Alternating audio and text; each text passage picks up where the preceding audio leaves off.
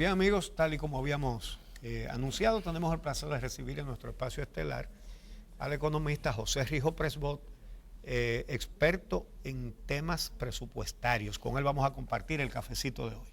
Buenos días. Buenos días. Bienvenido y salud. Gracias, muchas gracias. Oye, cada vez que uno viene aquí, yo estaba buscando un programa que yo hice el año pasado, más o menos para esta misma época. Ajá. Y yo decía, oye, si yo repito el programa anterior, voy a decir lo mismo. No, pero no vas a repetir el programa pero anterior. Ahora no, porque el primer tema que te tengo aquí es el siguiente. Las primarias se hicieron el día 6 de este mes, en octubre. Pero tú has estado publicando unos tweets con datos de la ejecución presupuestaria, por ejemplo, de obras públicas, con unos saltos enormes de agosto a septiembre. Es decir, las primarias se hacen el 6 de octubre y obras públicas, el mes anterior, en septiembre, tiene un gasto presupuestario no más grande que en agosto, no. Es una cosa espectacular. Y yo quisiera que detallemos eso. Por ejemplo, he visto dos tuits tuyos. Uno sobre el gasto en compra de vehículos, sí, y otro sobre compra de comida, bebida. Y otro sobre las nominillas. Sí. El crecimiento de la nominilla de agosto a septiembre. Sí. Dame los datos de esas tres cosas. Bueno, pero fíjate, es bueno precisar, nosotros hacemos el análisis de todo y quisimos ver primero el gobierno central. ¿Cuánto incrementó el gasto en determinadas partidas el gobierno? Por ejemplo, en viáticos dentro del país, el gobierno aumentó los gastos en septiembre con relación a agosto en 12 millones de pesos. En viáticos.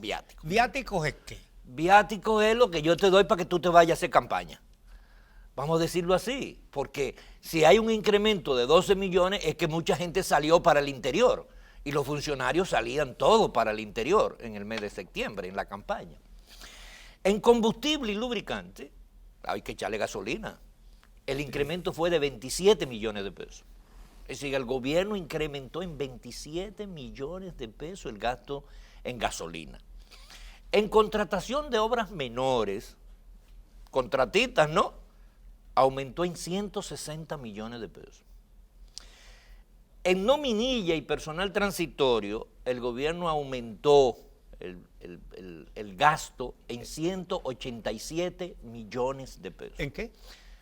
En personal transitorio, contratado, igualado, nominilla, 187 millones de pesos. En becas y viajes de estudio, indudablemente muy importante que se den mayores becas, pero las becas se dieron precisamente en el mes de septiembre. El incremento fue de 227 millones de pesos. En publicidad y propaganda, el gobierno incrementó en 236 millones de pesos la publicidad y la propaganda. En total gastó 496 millones de pesos en el mes de septiembre en publicidad y propaganda. En compra de vehículos, en el mes de septiembre hubo un incremento de 448 millones de pesos. Es decir, dieta, combustible, vehículos, ¿no?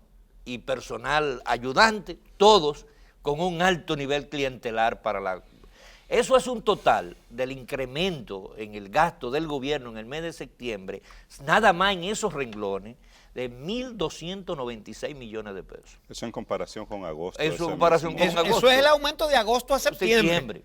Septiembre, el mes antes de la primaria. De la primaria. Y que ellos mismos dicen que Gonzalo Castillo le ganó a Leonel en 40 días, ¿fue que ellos dijeron? Sí, así es. Ahora, cuando uno compara, entonces digo, bueno, pero si ese total, ¿qué pasó en el Ministerio de Obras Públicas? Porque ahí era un ministerio puntal por el candidato. Bueno, la publicidad y la propaganda la incrementó en 3.500.000 pesos.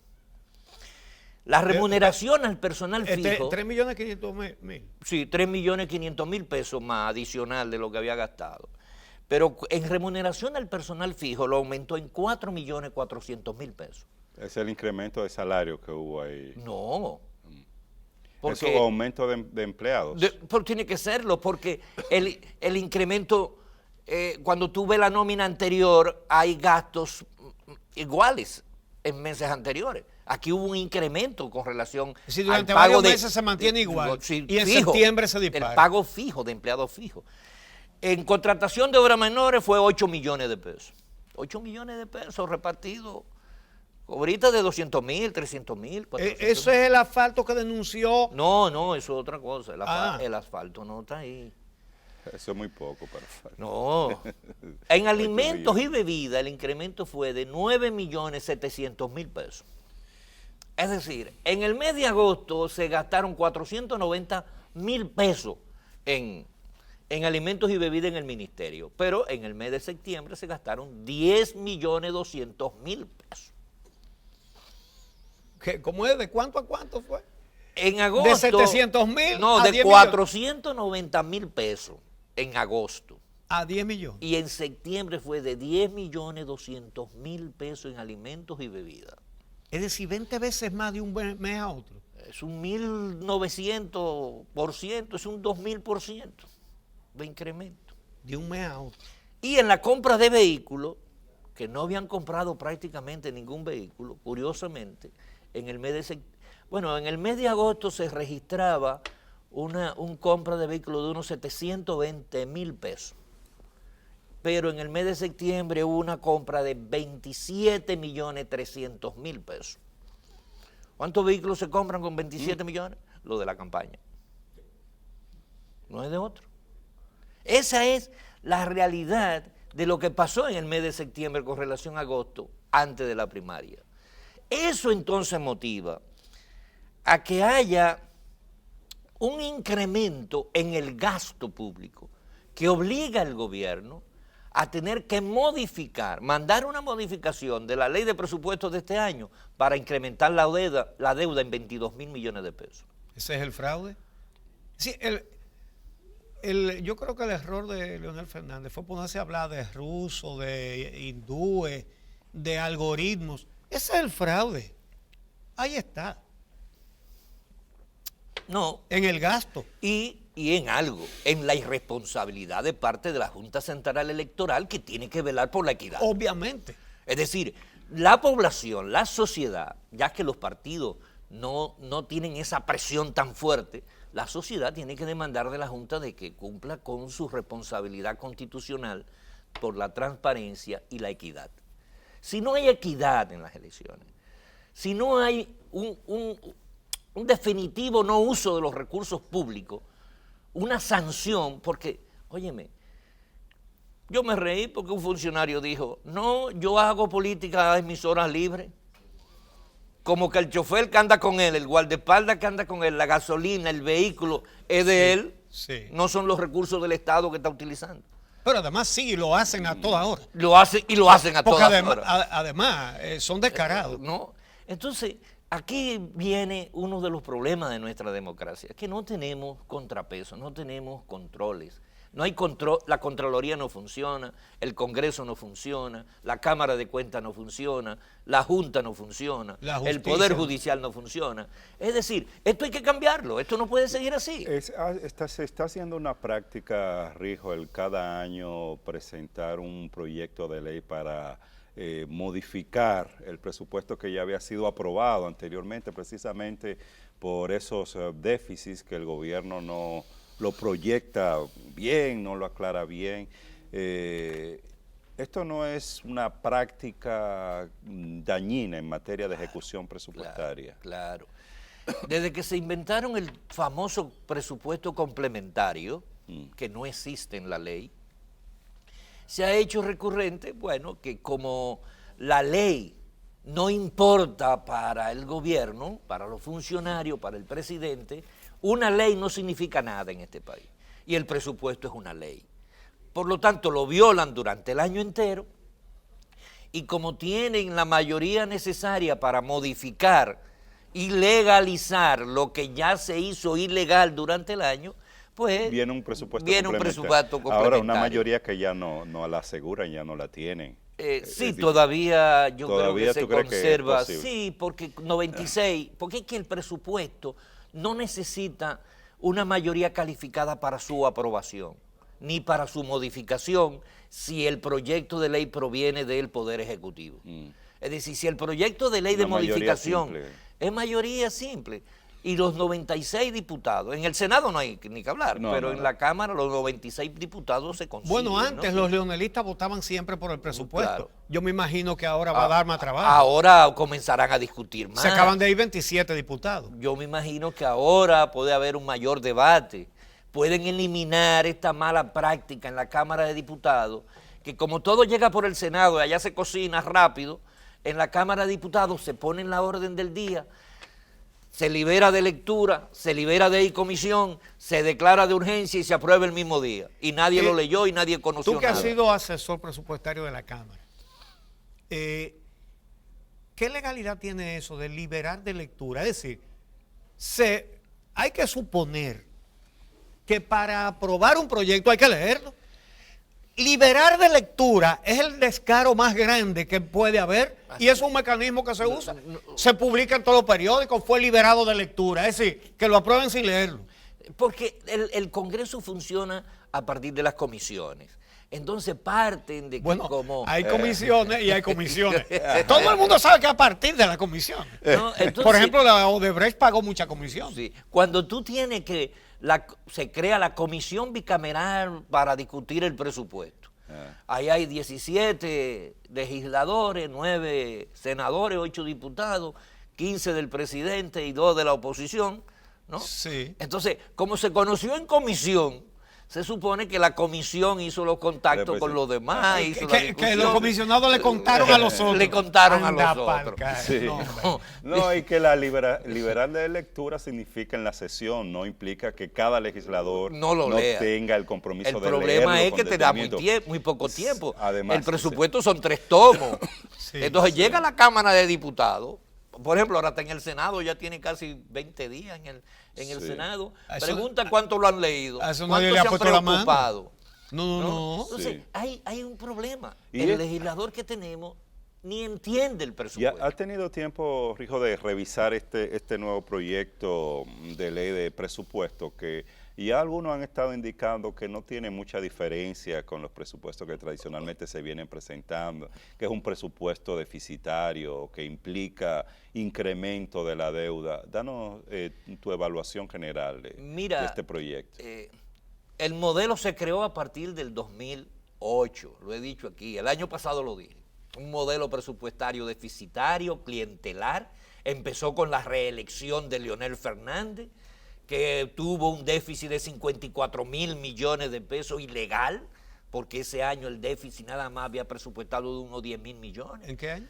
En el 2008, en la reelección de Leonel Fernández. Ahí empezó el modelo. Entonces ya el modelo deficitario no lo tenemos. Entonces, pero no es solamente el modelo, es que en los últimos presupuestos, el presidente Danilo Medina y su equipo económico le mienten al país porque han estado sobreestimando los ingresos y subvaluando los gastos. Me dicen que van a tener más ingresos, que van a tener menos gastos y me presentan al principio un menor déficit. Por ejemplo, el déficit este año que se presentó era de 1.7%. Ahora se sometió a una modificación al presupuesto que eleva el déficit a 2.1%.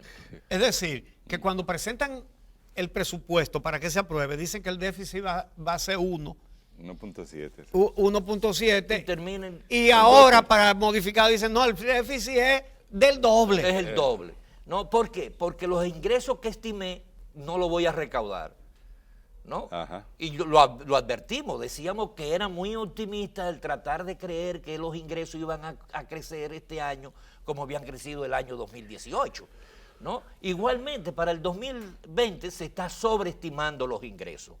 Este año en el modelo de ese presupuesto, al disminuir los ingresos, óyeme, si a ti se te están disminuyendo los ingresos, ¿qué es lo correcto que tú hagas? Disminuir tus gastos. Sí.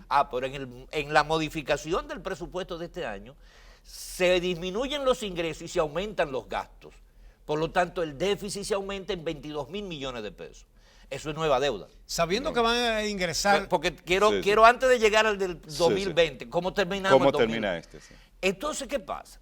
De acuerdo a la Dirección General de Crédito Público, la deuda a agosto era de 34.400 millones de dólares del sector público no financiero, más unos 11.700 millones de dólares del Banco Central. Eso entonces te da a ti un monto total de unos 46.000 millones de dólares. Y representa... Para un solo año. No, la No, deuda. la deuda, Ah, la deuda, deuda ¿no? pública. Cuando yo sumo entonces la deuda del sector financiero con la deuda del Banco Central, eso me lleva a mí a un 52.1% del PIB. Ah, pero ¿qué sucede? Que como en este proyecto de ley que modifica la ley del 2019, me incrementan el déficit en 22.000 millones de pesos, eso quiere decir que me están incrementando la deuda en 433 millones de dólares. Pero además de eso, en ese proyecto de ley se les reconoce deuda que no estaban contempladas aquí a la sede por 1.733 millones de dólares que tampoco estaban contemplados. A eso tú le agregas dos nuevos préstamos que se acaban de introducir, uno de 400 millones por el BID y unos 100 millones por la Alianza Francesa por el Desarrollo, que son 500 millones de dólares más que hay que sumar. Pero además de eso, el Fideicomiso RD Vial, que eso tendrá que hacerse una buena auditoría de cómo se han utilizado los recursos del peaje y por qué se debe tanto a la fiducia, ahí se deben 511 millones de dólares. Si a todo eso le agregamos que para el próximo año el gobierno está convirtiendo gasto de este año por 43.000 millones de pesos, es decir, lo está convirtiendo en deuda para el próximo año por 813 millones de dólares. Este año terminaría con la cifra de 50.000 millones de dólares la deuda, que equivale al 56.3% del PIB. Wow. Y eso, que no estamos incluyendo otras deudas que no podemos documentar. Deuda del Banco Central con garantías que tiene, deuda pasivos que tienen las mismas sedes, que no se transparentan porque se desconocen los estados financieros adecuadamente. Entonces, todo eso te va a impactar en el año que viene. ¿Y de dónde sale el argumento de que la República Dominicana todavía tiene capacidad de endeudamiento? Bueno, no porque hay todavía mayores hay dificultades? mucho dinero, ¿no? Y si tú ofertas un 6,5% a una persona que vive en Finlandia, ¿no? Que lo que está pagando es dinero para que le guarden su dinero. Y tú dices, aquí hay 6, no, pues cómpralo.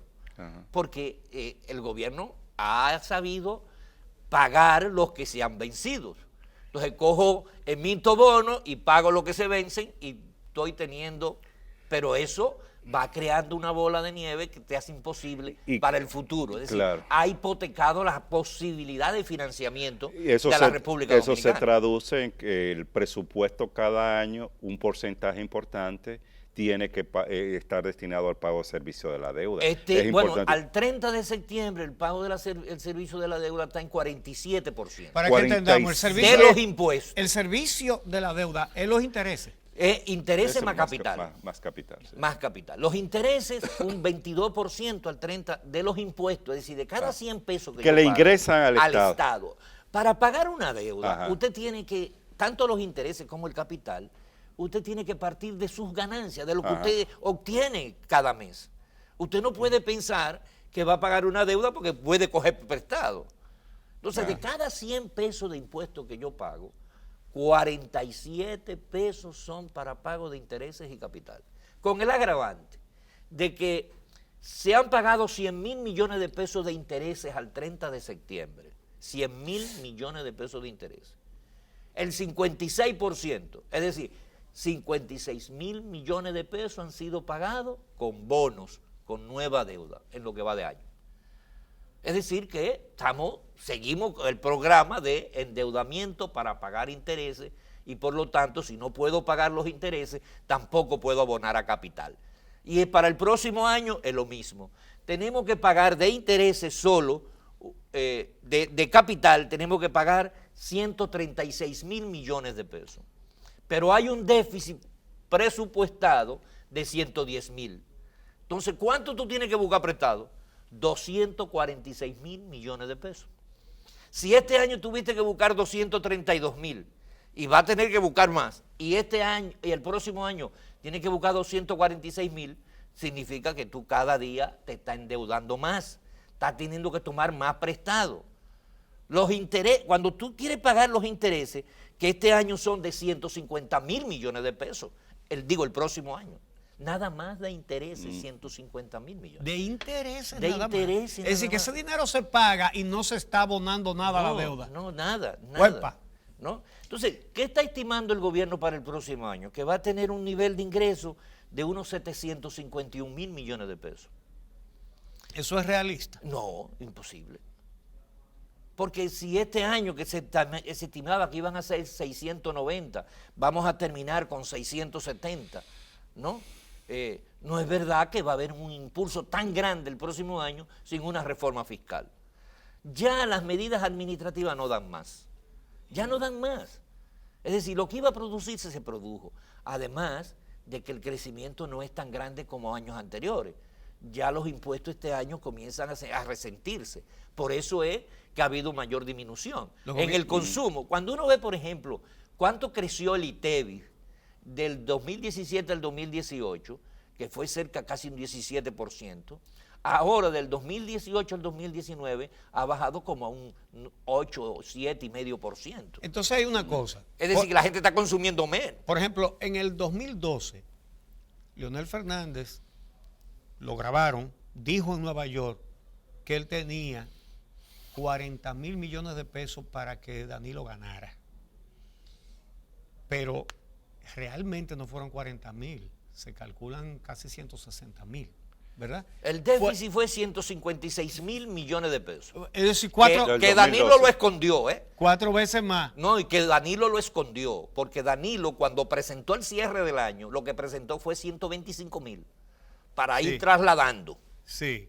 Bueno, pero entonces, en el año electoral 2012 se hizo ese déficit, ¿verdad? Pero el 2012 no se aumentaron impuestos.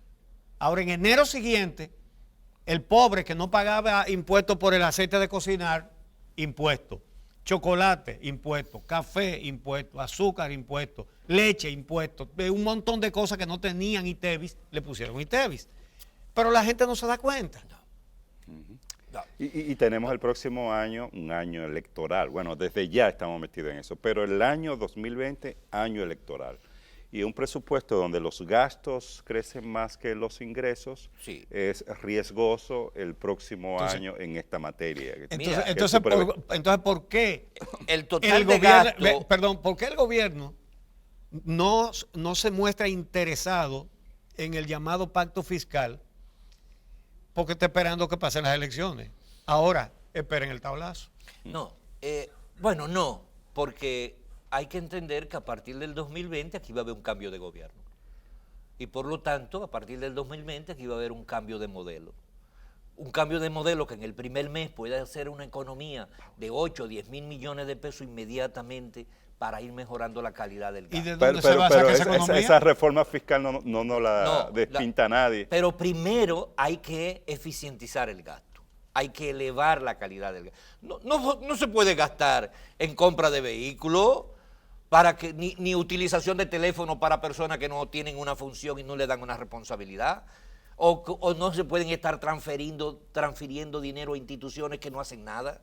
No puede haber tanta duplicidad, triplicidad. No puede haber desarrollo barrial, desarrollo provincial, comunidad digna, ODC. No pueden haber todas esas instituciones.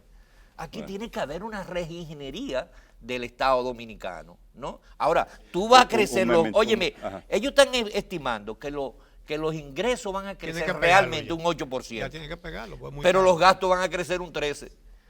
¿No? Es decir, que van a crecer más los gastos que los ingresos para el próximo año. Y vamos a tener que buscar prestado 246 mil millones de ¿Cómo pesos. es? ¿Los gastos van a crecer en qué porcentaje y los ingresos versus los En ingresos?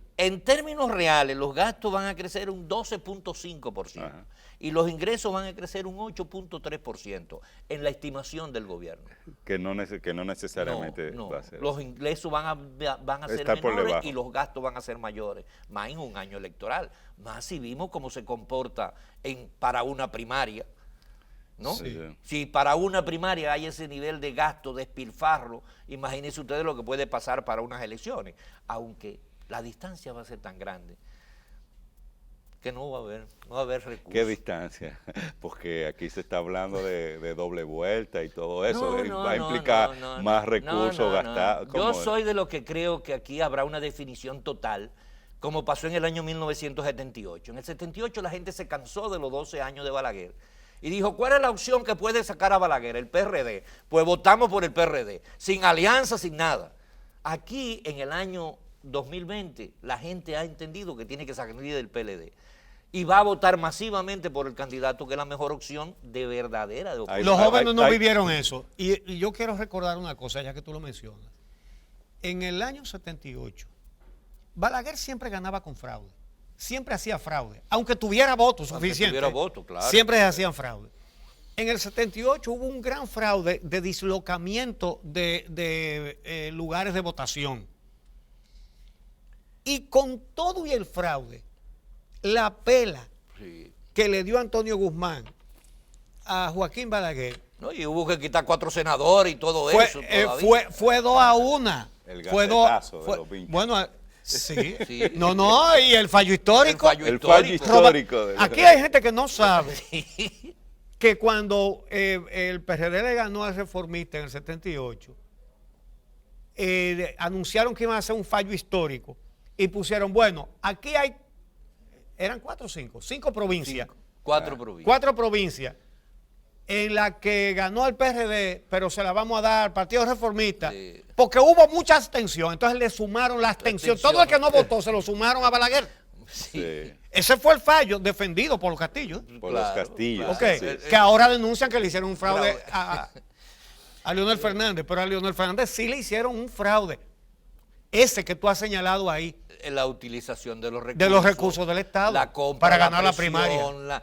Óyeme, a los empleados públicos lo tenían presionado.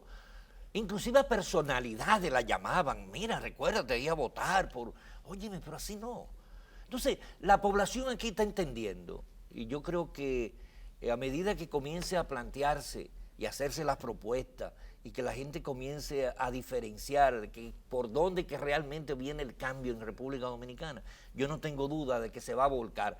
Aquí hay una represión, porque la gente está esperando algunas cosas, ¿no? Y ya se va demostrando. La primera vuelta, yo apuesto a una primera vuelta.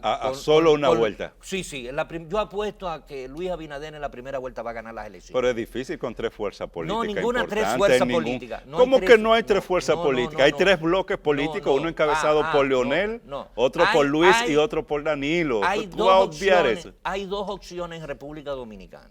Pues, Uno, se nos que fue el no ha tiempo. estado en el poder y que está planteando un cambio profundo a toda la institucionalidad, y otros que han disfrutado del poder y han creado un sistema corrupto, perverso y abusador de los recursos públicos. Bueno, Se nos termina acabó el tiempo. Muchas gracias, José, por traernos todos esos análisis del presupuesto. Revelador. Gracias a ustedes, amigos, por acompañarnos. Mañana los esperamos a las 6 de la mañana para una nueva cita con El Día.